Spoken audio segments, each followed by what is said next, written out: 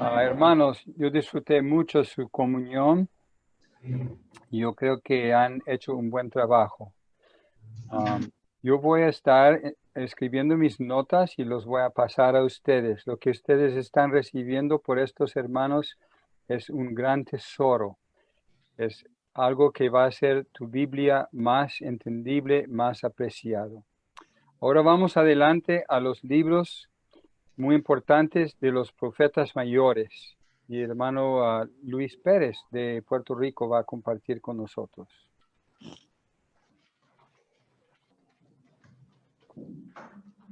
Adelante, hermano Luis.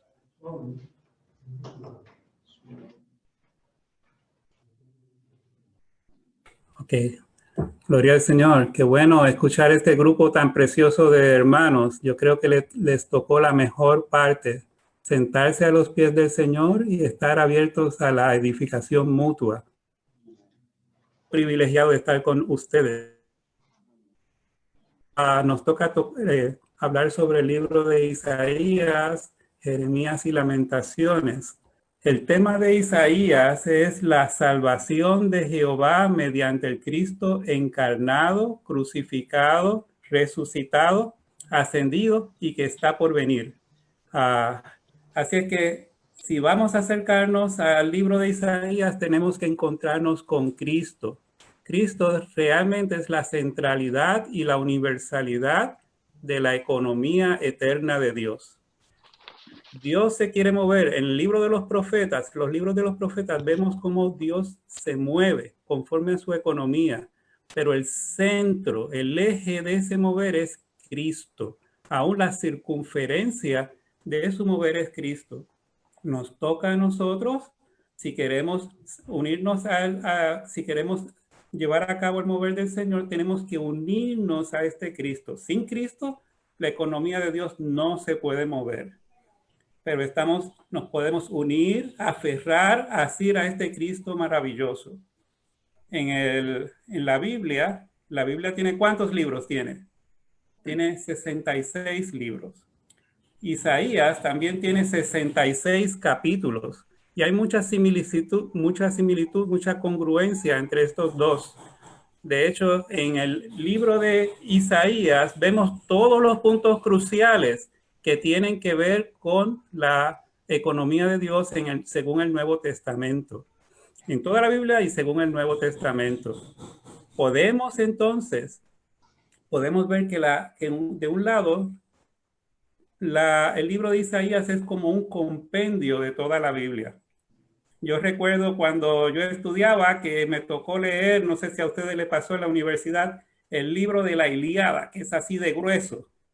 Pero mi compañero de estudios lo que hizo fue leer el compendio. Y los dos sacamos la misma nota. Yo no puedo creer eso, ¿verdad? Bueno, aquí, si usted quiere entender toda la Biblia, si usted quiere entender toda la Biblia, puede usar el libro de Isaías, pero para entender el libro de Isaías necesita toda la Biblia. Así que como quiera, vamos a leer toda la Biblia juntos, ¿verdad? Aquí vemos a Cristo, aquí vamos a encontrar a Cristo encarnado, crucificado, resucitado, ascendido, que viene en su reino, y hasta encontramos el cielo nuevo y la tierra nueva. Eso mismo encontramos nosotros en el Nuevo Testamento. En Mateo vemos la encarnación de Cristo, empieza así, y al final vemos el cielo nuevo y la tierra nueva. Igual pasa en el libro de Isaías. Así es que vemos cuán crucial es este libro, pero en todo momento debemos centrarnos en una persona. Esa persona es Cristo. Este Cristo nos es revelado, este Cristo quien es misterioso. En este libro se nos presenta de muchas maneras, no tenemos el tiempo para desarrollarlas aquí, pero quiero darles un saborcito, un gusto, y quisiera usar Isaías 7:14. Allí dice, por tanto el Señor mismo os dará señal. He aquí, la Virgen concebirá y dará a luz un hijo y llamará su nombre Emanuel. ¿No es esto misterioso? Aquí se ve una virgen que concebirá, y aquello que va a concebir su nombre es Emmanuel, que quiere decir que Dios con nosotros, ¿verdad? Así es que este que está naciendo, por un lado es un hombre y por otro lado es Dios. Yo me imagino, hasta ese momento, Dios era Dios, el hombre era hombre, era muy fácil así. Pero en este momento yo me imagino a los ángeles totalmente maravillados. ¿Quién es este? Él es totalmente Dios y él también es totalmente, es un hombre perfecto, un Dios, el Dios completo y el hombre perfecto. El cumplimiento de esta palabra, ustedes saben que se da en Mateo 1, 20 al 23. Y allí vemos que vemos que de María nace este niño que es llamado Jesús, que quiere decir Jehová el Salvador o la salvación de Jehová, y también es llamado Emmanuel, Dios con nosotros. Mientras más invocamos el nombre de este Jesús, más disfrutamos de su salvación. Y mientras más disfrutamos de su salvación, más sentimos que Dios está con nosotros, que Él es nuestro Emmanuel. También quisiera llevarlos a considerar Isaías 9:6, rapidito. Dice, porque un niño nos es nacido, un hijo nos es dado, y el gobierno está sobre su hombro, y se llamará su nombre maravilloso consejero, Dios fuerte, Padre eterno, príncipe de paz. Otro gran misterio. Aquí un niño nos es nacido, es decir, es una criatura, es un hombre, pero es Dios que se hace hombre. De un lado, él es un niño. ¿Saben cuál es su nombre? Dios fuerte. Y aquí también vemos que un hijo nos es dado. Y este hijo es el Padre eterno. Cuando el Señor estaba allí entre los discípulos, Felipe le dijo, muéstranos al Padre. ¿Y qué le contestó él? Él dijo, tanto tiempo que estoy con vosotros, el que me ha visto a mí, ha visto al Padre. El Padre y yo uno somos. El Hijo es el Padre. Así es que vemos que esto es misterioso, pero que está para que le disfrutemos. No es para hacernos explotar la cabeza, es para que disfrutemos. Ahí dice enfáticamente, un niño nos es dado, dice que, un hijo nos es dado, un niño nos es nacido. Eso significa que cuando ella usa esta palabra nos, lo que quiere decir es que él debe llegar a ser una experiencia aplicable a nuestra experiencia personal, íntima, que podemos tener con él. Bueno, habría mucho que decir sobre eso, solo quisiera llevarlos a disfrutar un poquito más a Cristo. Y quisiera que para eso miráramos Isaías 55, bien pronto. Dice, en Isaías 55, 1, dice, ¡Ea! Si alguien está dormido, hay que decirle, ¡Ea! Todos los sedientos, venid a las aguas, y los que no tenéis dinero, venid, comprad y comed. Sí, venid, comprad vino y leche sin dinero y sin precio. ¿Cuál es el requisito para venir al Señor? No es el dinero, no es la perfección como hablaban ayer sobre Job. ¿Es qué cosa? Es estar sediento. Si aún si nos faltara algo de sed, debemos decirle al Señor, Señor, bendíceme con sed, yo quiero beberte. Y el versículo 55:7 ahí mismo dice, deje el malvado su camino y el malhechor sus pensamientos y vuélvase a Jehová, el cual tendrá compasión al Dios nuestro, pues él perdonará abundantemente. ¿Quién es el malvado y el malhechor? En este contexto, según dice la nota, a los ojos de Dios, el malhechor no es el que está haciendo cosas negativas, es aquel que no viene a él para beber de él. Aún puede estar haciendo muchas cosas positivas, pero lo que Dios está buscando es aquellos que vienen a él para beber de él. ¿Y cómo lo hacemos? Isaías 55:6 dice, buscar a Jehová mientras pueda ser hallado, invocarle en tanto que está cercano. Nosotros no debemos escondernos como Adán, nosotros debemos buscar a Jehová.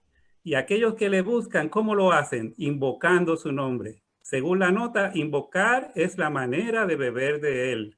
Que todos podamos beber. Es más, tomemos un sorbo ahora. Señor Jesús. Señor Jesús. Ahora debemos ir al libro de Jeremías y Lamentaciones.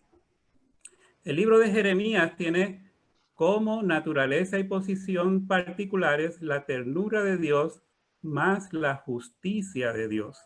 Ahí usted ve que Dios es muy amoroso. En Jeremías 31:3 dice, desde lejos Jehová se me apareció diciendo, con amor eterno ciertamente te he amado. Este es el corazón de Dios. Por otro lado, Él es justo y por supuesto va a tener que disciplinar a su pueblo. De hecho, en Jeremías se ven 4 partidos o entidades. La primera es Dios, quien es amoroso, pero a la misma vez es justo. La segunda es Jeremías. Yo me identifiqué con él porque él cuando joven dice que era tímido, como yo. Pero dice que se puso del lado de Dios como portavoz de Dios. El tercer grupo está en contraste y es el pueblo de Israel, quien es malvado y obstinado. Y la cuarta entidad son las naciones, que son peores que el pueblo de Israel. Pues Dios permite que las naciones acosen y hagan daño al pueblo de Israel porque el pueblo de Israel está distraído y esto hace que se vuelva a Jehová. Y de esta manera Jehová tiene la manera de entrar con su pueblo y cuidar de él hasta que finalmente trajo al Cristo mismo. Pues el tema del libro de Jeremías es el siguiente: Cristo es hecho justicia de Jehová a los elegidos de Dios como el centro y la circunferencia de ellos, al tomar Dios medidas con respecto a Israel y las naciones. Jeremías tuvo que profetizar y tuvo que profetizar cosas negativas, como aún que Israel iba a ser subyugado por Babilonia, por otros pueblos. Pero también en Jeremías vemos unas profecías muy positivas. Vemos el caso, él hace esta profecía de que de David se levantaría un renuevo que es justo. Este es Jehová, justicia nuestra, este es nuestro Cristo. Y en Jeremías 31:31 parecería que estamos hablando en el Nuevo Testamento. De hecho, Pablo va a citarlo luego en Hebreos 8. Dice, he aquí que vienen días, declara Jehová, en que haré nuevo pacto con la casa de Israel, con la casa de Judá. Pero este es el pacto que haré con la casa de Israel después de aquellos días, declara Jehová. Pondré mi ley en sus partes internas y sobre su corazón las escribiré.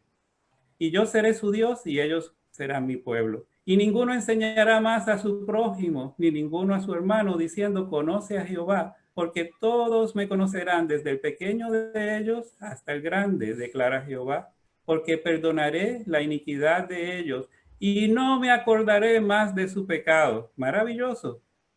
Aquí vemos que los que seguían la ley, seguían una ley externa, pero ahora el Señor nos está llevando a escribir su ley en nuestras partes internas y en nuestro corazón. Él quiere operar ahora, en vez de afuera hacia adentro, de adentro hacia afuera. Antes nosotros no podíamos entender nada de Dios, pero ahora por tener la ley inscrita en nuestro corazón, por el Espíritu de vida, según nos dice en Romanos 8, nosotros tenemos que estar muy atentos al ungir de esta ley en nosotros.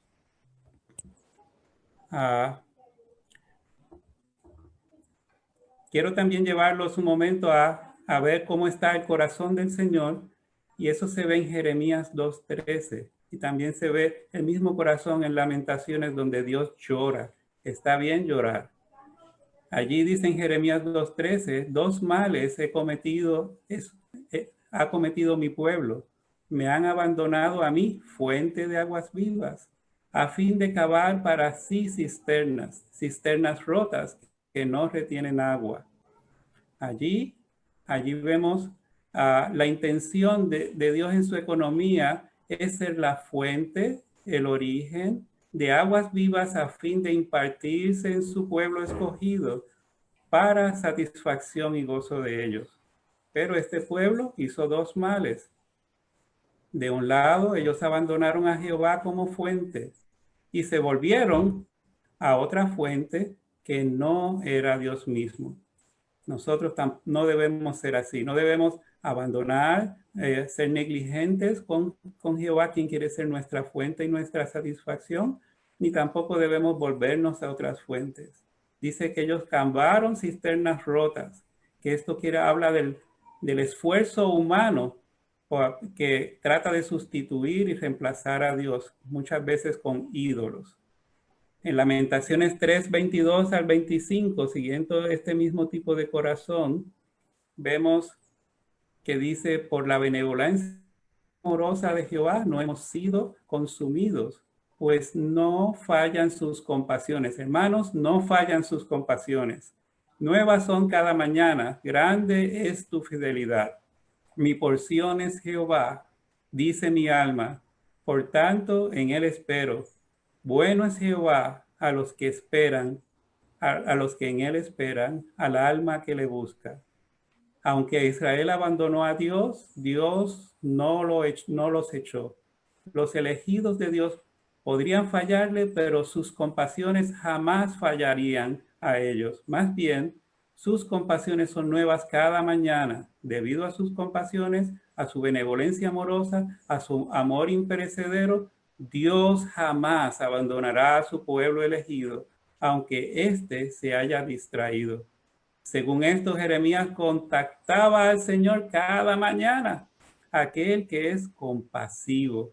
Fue mediante su contacto con el Señor que él recibió esta palabra concerniente a la benevolencia amorosa de Dios, sus compasiones y su fidelidad. Jeremías disfrutaba a Jehová como su porción y no ponía sus esperanzas en sí mismo. No nos miremos a nosotros mismos, ni siquiera al pueblo, ni en ninguna otra cosa. Solamente ponía sus ojos en Dios mismo, en Jehová, en Dios mismo. Por un lado, Jeremías se dio cuenta de que Dios es un Dios de amorosa benevolencia, que Él es compasivo y que su palabra es fiel. Por otro, comprendía que aún tenemos necesidad de contactar al Señor cada mañana para poner toda nuestra esperanza en Él, esperar en Él e invocar su nombre, como en Lamentaciones 3, 55 y 56. Hermanos, quisiéramos decir muchas cosas, pero creo que esto les da algún sabor sobre Isaías, Jeremías y Lamentaciones. Gracias. Amén. Gracias, hermano. Amén. Amén.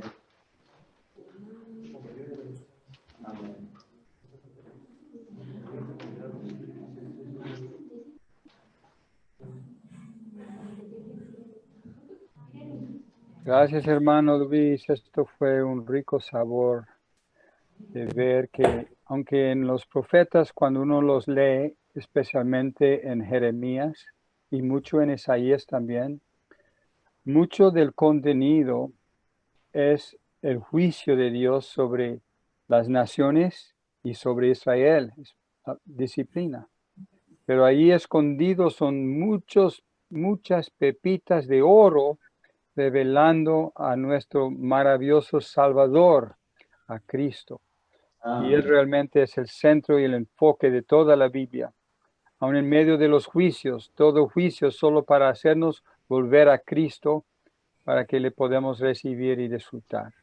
Amén. Pues ya cubrimos estos 3 libros y con muchos versículos, pepitas de oro que nos dio el hermano Luis.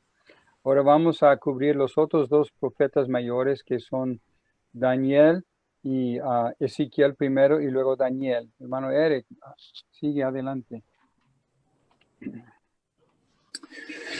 Muy bien, quisiera comenzar presentando Lucas 24, 44 y luego dar digamos un marco en donde encajan o donde entran los profetas mayores. En Lucas 24, 44, como nos han dicho Luis y Sterling, se nos presenta el enfoque, el centro, el meollo, el contenido de todo el Antiguo Testamento es Cristo. Esto está muy claramente presentado en Lucas 24:44. El Señor habla aquí y dice, estas son mis palabras, las cuales os hablé, estando con vosotros, que era necesario que se cumpliese todo lo que está escrito de mí. Este es Cristo quien habla. Lucas 24:44. Todo lo que está escrito de mí, ¿a dónde? En la ley de Moisés, en los profetas y en los salmos. Amén. Es decir, que aquí se nos presenta que todo el Antiguo Testamento nos presenta a Cristo y Cristo es el centro y el contenido de todo el Antiguo Testamento. Para poner el marco, entonces, la Biblia es la palabra de Dios que nos presenta su economía eterna, su propósito eterno. Y nos los presenta en el Antiguo Testamento como un cuadro figurativo. Ese es el Antiguo Testamento, un cuadro, un relato, una foto, un dibujo. Pero la leyenda, la descripción, la explicación, la realidad, podríamos decir, de esa sombra, de esa figura, de ese cuadro, está en el Nuevo Testamento como un cumplimiento práctico. Así que el Antiguo Testamento es un cuadro figurativo y el Nuevo Testamento es el cumplimiento práctico. Entonces, para llegar al libro de los profetas, entonces demos simplemente un resumen o un cuadro, digamos, para poner el marco. Entonces, el Antiguo Testamento nos revela a Cristo, al Cristo todo inclusivo, en la economía neotestamentaria y en los tipos, es decir, desde Génesis a Deuteronomio, en los tipos, vemos que Cristo es la centralidad y la universalidad de la economía de Dios y también es la bendición. A Él lo vemos en el arca, en el tabernáculo, en las ofrendas, en el templo. Cristo es la centralidad y la universalidad en la economía de Dios, también su bendición. Esto está en el libro de los tipos. Génesis a Deuteronomio son 5 libros. Luego, en la historia, vemos que el Cristo todo inclusivo es la buena tierra. Él es la buena tierra a quien debemos poseer, disfrutar, heredar al máximo, incluso al nivel de reyes. Esto es de Josué a Esther, 12 libros, los libros de historia. Luego vemos en los libros de poesía, desde Job a Cantares, que son 5 libros, que Cristo mismo es la única perfección y también Él es nuestra satisfacción. Ahora, entonces, al llegar a los libros de los profetas, vemos allí que el Dios triuno se hizo un Dios hombre, se encarnó para efectuar la redención a fin de llevar a cabo su economía eterna y todo eso será consumado en el cielo nuevo y la tierra nueva. Amén. Me alegro mucho que Luis mencionó estos versículos. Entonces ya de una manera más puntual vamos entonces al libro de los profetas con 2 puntos que verdaderamente nos da un resumen desde Isaías a Malaquías, que son los 17 libros de los profetas, con lo cual tenemos entonces 39 libros. Entonces, en los libros de los profetas se nos presenta que el Dios triuno se corporificó, se encarnó en Cristo. Él vino como Dios hombre. ¿Dónde vemos eso? Isaías 7:14, Isaías 9:6. En el libro de Isaías. ¿Para qué? Él se encarnó en Cristo para efectuar la redención. ¿Dónde vemos esto? Isaías 53. Ahí vemos su encarnación, su muerte, resurrección y ascensión. Todo esto es para llevar a cabo su economía tal como se nos presenta en los libros de los tipos, la historia y la poesía. Finalmente, entonces, el segundo punto acá, para dar este marco, es que todo entonces lo que fue logrado por Cristo, como el Dios triuno, procesado y consumado, tiene una consumación. ¿Cuál es esa consumación? Los cielos nuevos y la tierra nueva. Amén. Esto lo vemos en Isaías 65, 17, Isaías 66, 22, segunda de Pedro 3, 13 y Apocalipsis 21, 1.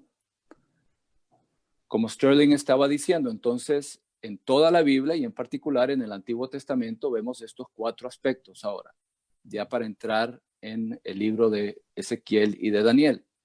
Estos 4 puntos o aspectos verdaderamente nos ayudan. ¿Cuáles son? Vemos en la Biblia que Dios disciplina a su pueblo. 1.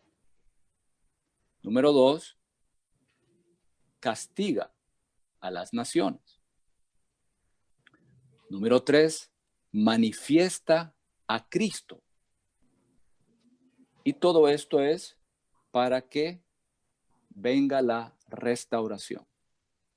Dios tiene un pueblo escogido, Israel. Israel se degrada, va en pos de ídolos, se distrae, se degrada. Así que las naciones entran a manera de juicio para una disciplina amorosa a su pueblo, pero las naciones se exceden, por lo cual entonces Dios tiene que juzgar castigando a las naciones. Disciplina a su pueblo, pero castiga a las naciones. Todo esto es parte del juicio. Y todo eso tiene ¿qué resultado? Que Cristo sea manifestado. Que Cristo sea expresado, que Cristo sea magnificado, y la consumación de esto, de esta economía, es la restauración. Muy bien, ahora entonces con ese marco, podemos ahora ir entonces al libro de Ezequiel y al libro de Daniel. Y entonces lo que quisiera es ayudarles simplemente con la versión recobro, presentarles presentarles el bosquejo, presentarles los puntos cruciales, el pensamiento central, con algunos versículos claves y algunas notas de pie que creo que les van a ayudar a ustedes. Les voy a dar las aceitunas para que ustedes las machaquen y saquen el aceite. Así que esa es la parte de ustedes. Estamos acá dando las aceitunas para que las machaquen, salga el aceite de oliva. Así que en el bosquejo de Ezequiel es un libro de 48 capítulos, Ezequiel, que se nos presenta allí. Que Dios se aparece al hombre en gloria. Capítulo 1. Capítulo 1, Dios se aparece al hombre en gloria. Luego 2, Dios juzga a su pueblo y a las naciones. Capítulos del 2 al 32. Luego, recobra a sus escogidos. Capítulos del 33 al 39. ¿Cuál es la meta? Edificar su habitación. Una morada mutua, que es su expresión corporativa. Y esto lo vemos en Ezequiel, capítulos 40 al 48. Así que este es el esbozo, este es el bosquejo de este libro. Prácticamente, si ustedes siguen el punto Romano 2 del bosquejo, ahí está la visión de la apariencia que tiene la gloria de Dios para su manifestación, su mover y la administración. Capítulo 1. Luego Dios juzga a su pueblo, que es el punto Romano 3 del bosquejo. Dios juzga a su pueblo y a las naciones paganas como fuego consumidor, del capítulo 2 al 32. Luego está el punto Romano 4 del bosquejo. Dios recobra a su pueblo mediante la vida, del 33 al 39. Es interesante, Dios juzga con fuego, pero recobra con vida. Aleluya. Así que el juicio es por medio del fuego, pero el recobro, y hay un recobro externo y un recobro interno, es por medio de la vida. Y finalmente, ¿cuál es la meta? Capítulos del 40 al 48, ahí tenemos la visión del edificio de Dios. Ezequiel tiene un libro paralelo, que es Apocalipsis. En Apocalipsis también vemos ahí la visión de la gloria, vemos el juicio, vemos el recobro y finalmente vemos la consumación, al igual que en Ezequiel. Entonces, Algunos versículos y puntos claves. Ezequiel 1, versículo 26 y nota 1. A manera de resumen de este capítulo, vemos que ahí Dios se manifiesta, Él aparece en su gloria. Se aparece como viento y saben, ahora en todo el mundo está soplando un viento. Son dificultades, son tiempos de tribulación, pero luego está la nube, que en medio de la tempestad, en medio de las dificultades, disfrutamos la gracia, que es la nube. Y luego, ahí está el fuego, para incinerar todo lo que no corresponde al Señor, y luego se forja el electro, es decir, Dios se forja en nosotros. Ahí está el viento, la nube, el fuego y el electro. ¿Qué se produce? 4 seres vivientes. Allí está la coordinación, allí está verdaderamente el cuerpo de Cristo como complemento. Y estos seres vivientes tenían la semejanza de hombre. Al igual que el que está en el trono, también tenía semejanza de hombre. Esto verdaderamente es impresionante. El capítulo 1 de Ezequiel es de los capítulos más profundos de la Biblia, ¿sí? Como Romanos 8. Y aquí se nos presenta que el punto culminante de nuestra experiencia espiritual es tener un cielo despejado con un trono encima. Así que vemos toda esa secuencia. Finalmente, entonces llegamos a un cielo despejado, tenemos el trono, y en este aspecto, aquí llegar a este punto en nuestra vida personal como corporativa significa que Cristo tiene la preeminencia, tiene la autoridad para poder entonces llevar a cabo su mover y también su administración. Luego, algunos versículos claves en el resto del libro son Ezequiel 3:3, nota 1. Ezequiel 3:17, nota 1. Esto es en cuanto al juicio. Luego, en cuanto a la tercera sección, el recobro, está Ezequiel 33, versículo 1, nota 1. Luego, 36:22, nota 1. 36:27, notas 1 y 2. Aquí vale la pena recalcar de que en el recobro que el Señor lleva a cabo hay un aspecto externo y uno interno. En el recobro externo que Él lleva a cabo, nos arrepentimos, nos volvemos a Él. Pero en el recobro interno, ahí vemos que tenemos un nuevo corazón y un nuevo espíritu. Él pone su espíritu en nuestro espíritu. Esto es Ezequiel 36:26. Y luego en el recobro interno somos uno con Él en vida y naturaleza. Amén. Este es el recobro interno que Dios está llevando a cabo. Pero ¿cuál es la meta? La meta es la casa de Dios. Amén. Y esto lo vemos en los capítulos del 40 al 48. Aquí un versículo clave es Ezequiel 40, versículo 1 y nota 1. Ahora, aquí quisiera darles el último versículo y quisiera leerles este versículo y les animo a leer también la nota Ezequiel 43:10 y nota 1, porque verdaderamente aquí es muy particular lo que Ezequiel nos presenta, y esto verdaderamente en el entorno en el que estamos y en nuestra vida cristiana debemos, esta es una manera de entrar en esta experiencia. Aquí se nos dice, tú, oh hijo de hombre, describe la casa a la casa de Israel.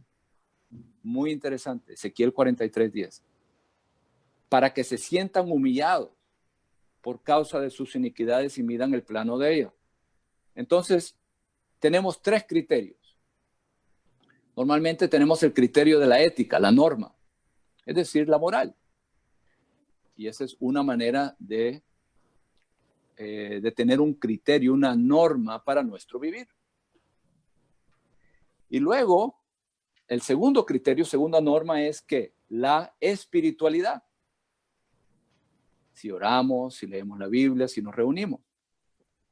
Pero aquí es muy interesante que el Señor le dice a Ezequiel, no le dice que le muestre la ley, ni los mandamientos, ni la ética, ni la espiritualidad, sino que les dice, muéstrales la casa.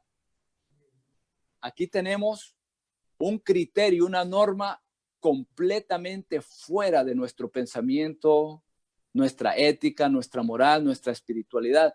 Es decir, la casa es lo que debe regir nuestra vida, nuestra conducta, nuestro vivir. La casa. La casa es verdaderamente la norma, el criterio. Cuando vemos la casa nos arrepentimos.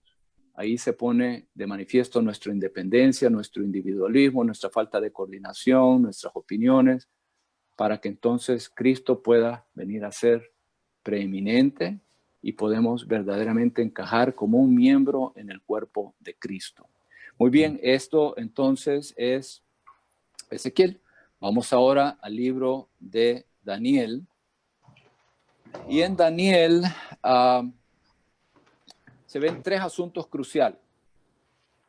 El gobierno celestial de Dios, la preeminencia de Cristo y el destino que Dios determinó para su pueblo. O sea que en su economía Dios administra el universo. Él tiene un gobierno y Daniel 4:26 es crucial, especialmente en estos días y en especial la oración que salió ahora en la oración de los 21 días es que los cielos gobiernan. Amén. Son los cielos los que gobiernan. Daniel 4:26 y la nota 1 allí es una muy buena explicación. Así que Dios tiene una economía, en esta economía Él tiene un gobierno, Él está administrando. ¿Cuál es el propósito? ¿Para qué administra Dios? ¿Para qué gobierna? Es para que Cristo tenga la preeminencia.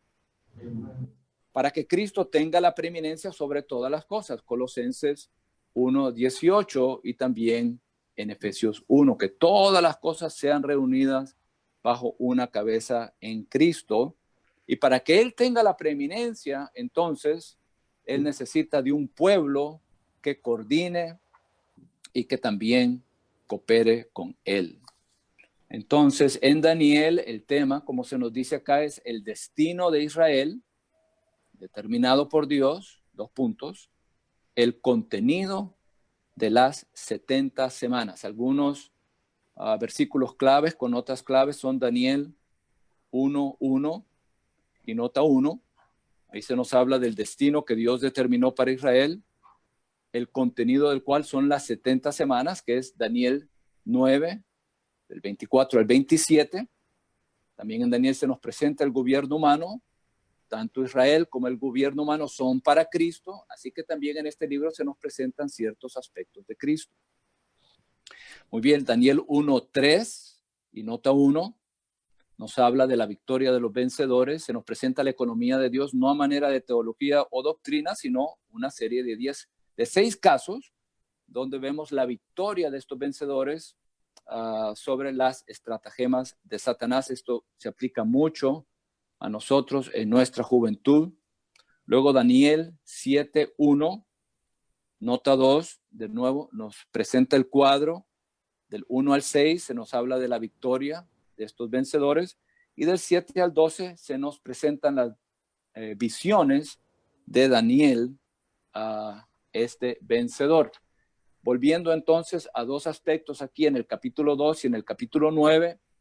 En el capítulo 2 se nos presenta el contenido del sueño de Nabucodonosor, que era una gran imagen humana. Y también se nos presenta el destino de esta gran imagen humana.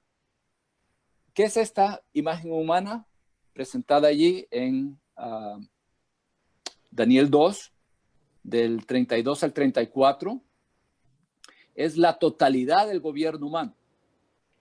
No voy a entrar en los detalles, pero ahí vale la pena que entren en 2:31, nota 1, 2:32, nota 1, y 2:34, nota 1, porque ahí se nos presentan los 4 imperios, es decir, ahí se nos presenta toda la historia del gobierno humano, que es el imperio babilónico, el imperio medo-persa, el imperio greco-macedonio y finalmente el imperio romano.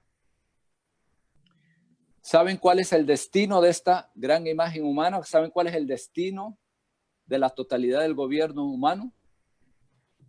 Ser desmenuzado para que venga el reino de Cristo.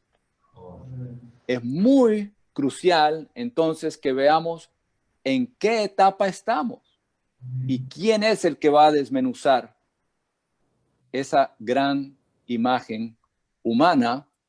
Para esto entonces tenemos que ir a Daniel 9, versículos del 24 al 27, que se nos presentan las 70 semanas. Este es el destino asignado a su pueblo. Y aquí está la nota, Daniel 9, 25, nota 1, y Daniel 9, 26 y nota 1. Hay 70 semanas, se dividen en 7, que prácticamente nos lleva hasta la reedificación de Jerusalén. Luego, 62 semanas, es algo impresionante, 434 años desde ese punto hasta que murió el Mesías. La Biblia es tan exacta, es maravillosa, se nos presenta cuando el Mesías, se le quitará la vida al Mesías, ahí se nos dice claramente en Daniel del 9, 24 al 27, y luego entonces hay un tiempo de misterio, porque la última semana es la última semana de esta era. Ahora, estamos en un intervalo, estamos en una era de misterio. O sea, bueno, cuando añade el 7 más 62 más 1, llegan a las 70 semanas. Para esto tengo que recomendarles el diagrama que está en la parte de atrás de su Biblia, el diagrama de las 70 semanas y la venida de Cristo y el arrebatamiento de los santos. Allí está un cuadro, un diagrama excelente, muy claro, muy diáfano, muy bien explicado con el montón de versículos donde se les presentan estas 70 semanas y luego su cumplimiento con respecto a la venida de Cristo. El punto acá, y con esto los dejo, es lo siguiente. Estamos en la era de misterio. No hemos llegado todavía a la última semana, que son los últimos 7 años de esta era, la era de misterio, la era de la iglesia, la era de la gracia. También estamos, según la imagen, estamos no en el tiempo de la cabeza, en Daniel 2, ni en el tiempo de los muslos, las piernas, sino que estamos en el tiempo de los dedos de los pies. O sea, estamos al fin, estamos muy, muy, muy, muy cerca del fin. En esta era de misterio, la era de la iglesia, la era de la gracia, ¿qué está haciendo el Señor? El Señor, en su economía, está buscando forjarse en nosotros. Esta es su economía para que Él sea preeminente en nosotros de manera personal y de manera corporativa. De esta manera, Él va a edificar su cuerpo. Este cuerpo viene a ser su novia.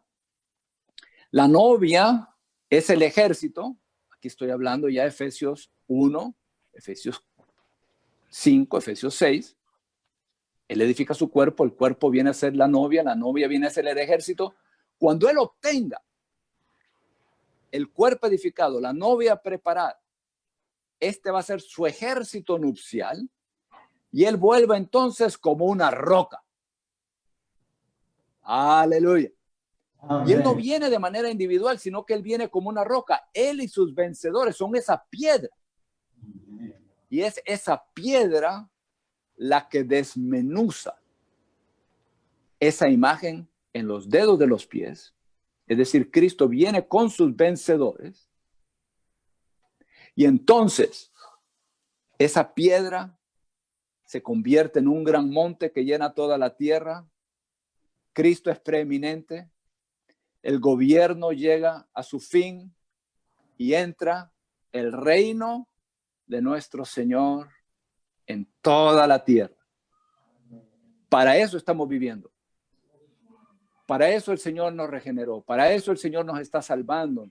Nos está verdaderamente llevando en una vida de iglesia. ¿Para qué? Para que edifiquemos el cuerpo de Cristo, la novia sea preparada, el ejército sea adiestrado, y entonces Él tenga su complemento, que es esa piedra, su ejército nupcial, para que Él le dé fin a esta era. Amén. Para eso estamos aquí en la tierra. Amén.